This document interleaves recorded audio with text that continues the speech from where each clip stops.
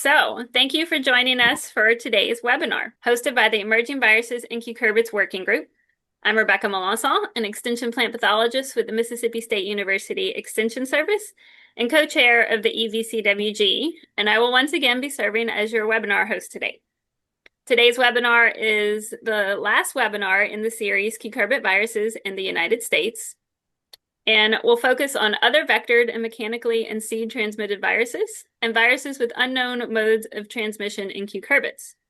If you missed our first two webinars on the EVCWG, the overall virus situation in cucurbits in the United States, and whitefly, aphid, beetle, and thrips transmitted viruses in cucurbits, we hope to have those recordings posted to our website soon.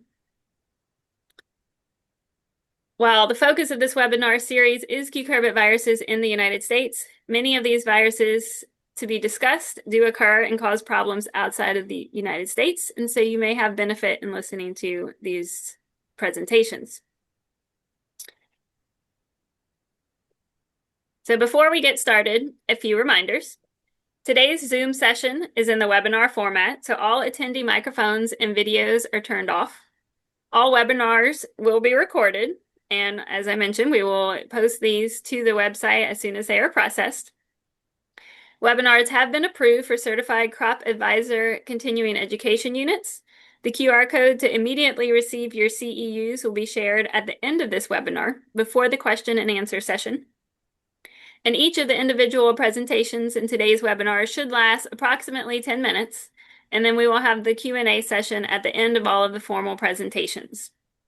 We ask that you submit your questions through the Q&A box rather than through the chat to make sure that they do not get lost in the mix. So in the interest of time, I will not provide bios of each of our speakers, but the speaker bios are available on their webinar registration page.